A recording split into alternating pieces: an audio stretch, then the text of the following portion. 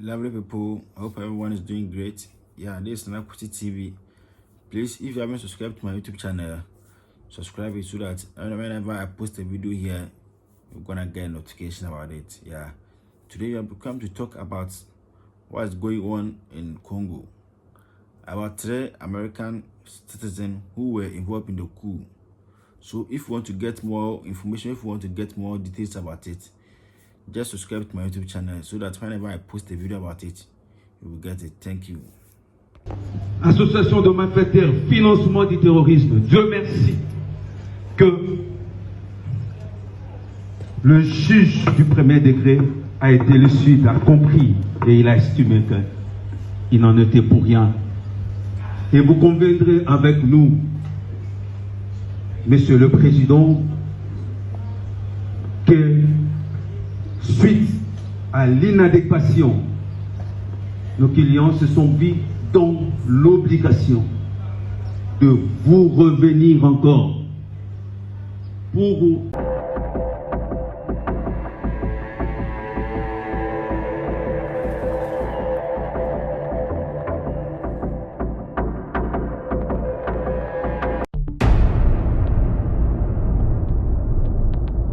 Imagine execution of over 200 prisoners, a chilling display that will shock not only Congo, but the entire world.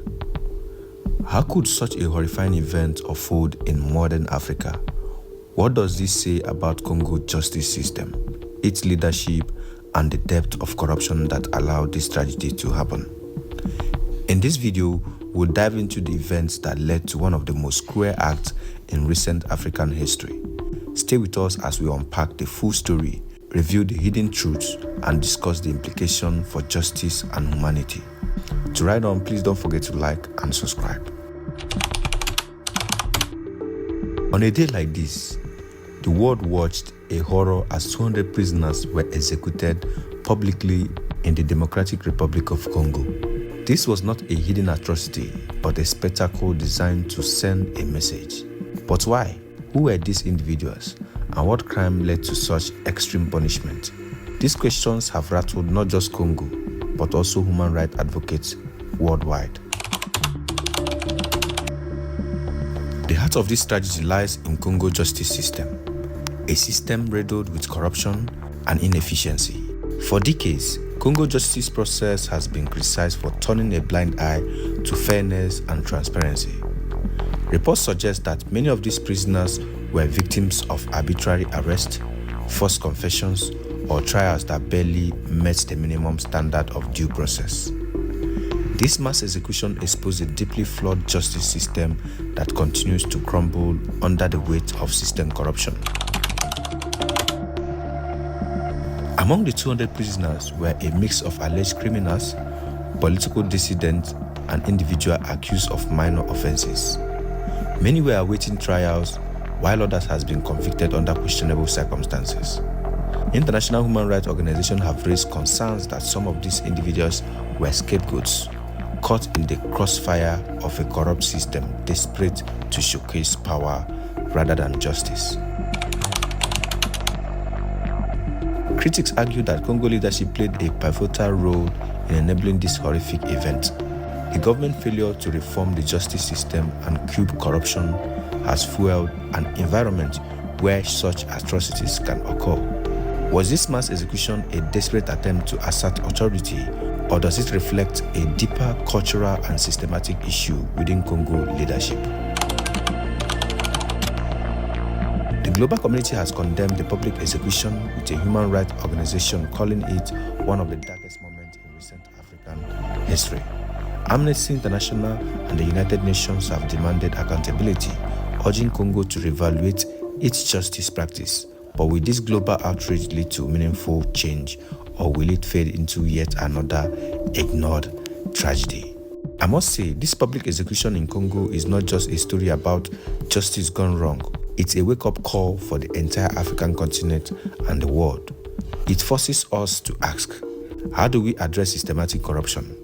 How do we protect human rights in fragile states? And most importantly, how does this leader sleep knowing fully well over 200 people were killed because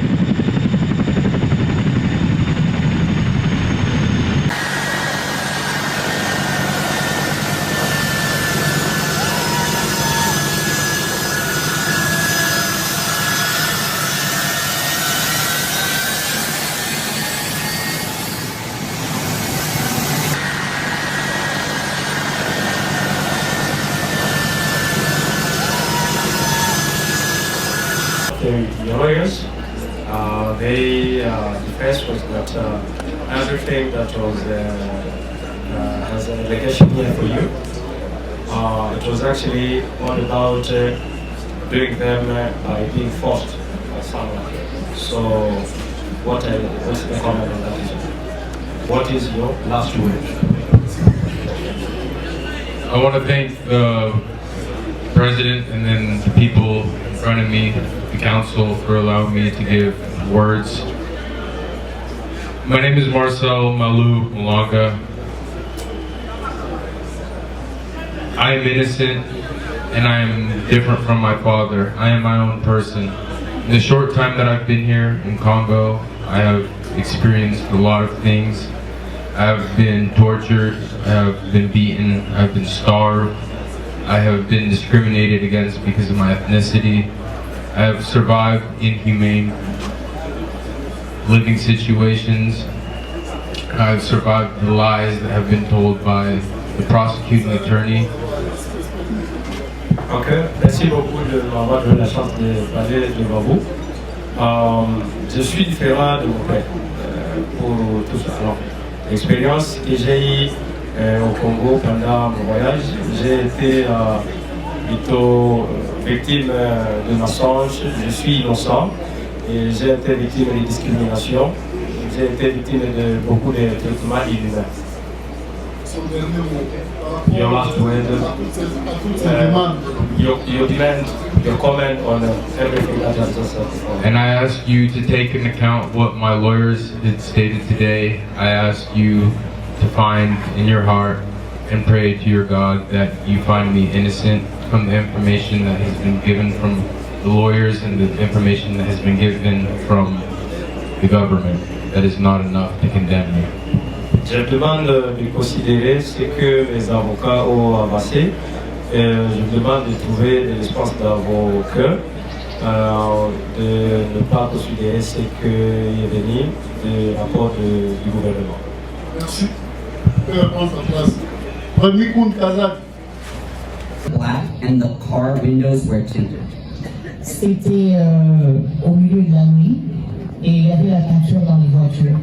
Donc il faisait noir et tout. Plus my cognitive thinking wasn't focused on my surroundings, it was focused on thinking about my survival, how do I get out of this situation. Oui, et puis donc cognitivement, en fait, lui, il était plutôt concentré sur le fait que comment est-ce que je me sauverais de ce truc. Donc c'est à ça qu'il pensait et pas à autre chose en fait. So to answer your question, I never saw Tyler fly the drone because that was out of the car and I never left the back seat of the car. And most of the time I hid down because I was scared of bullets and I was just panicked and I just ducked down in the bottom of the back seat. Donc la plupart du temps, de toute façon, moi j'étais derrière dans la voiture et je m'accroupissais parce que j'avais peur pour ma vie. Donc je suis jamais descendu de la voiture pour en fait voir témoigner que oui, effectivement, Tyler était en train de piloter ou de manœuvrer le drone.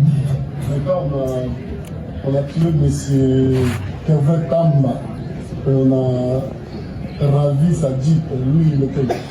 Yeah, so when Mr. Kevin Tamba was killed, right? La Jeep grise. Yeah, and when he took the gray Jeep, his Jeep, where were you?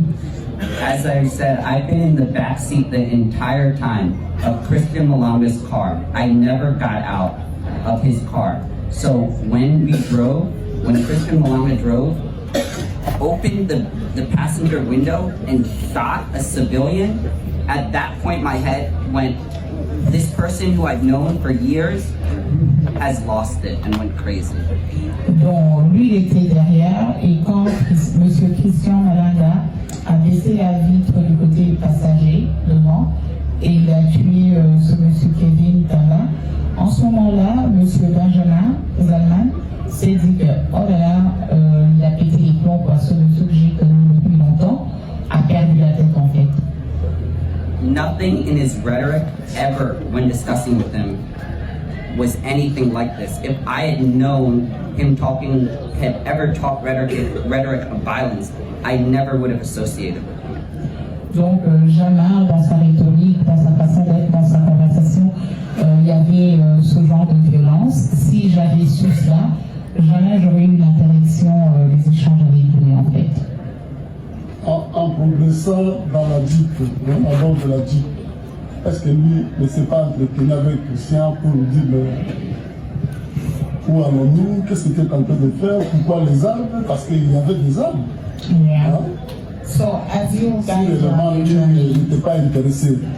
yeah, if really seriously you were not interested during the journey, at some point, why did you not ask Mr. Malanga, asking him, inquiring, saying why do we have all these arms, what's going on, during the progression, of the trip? I just witnessed him murder someone. I did not want to talk to him at all. The only person I spoke to was Tyler.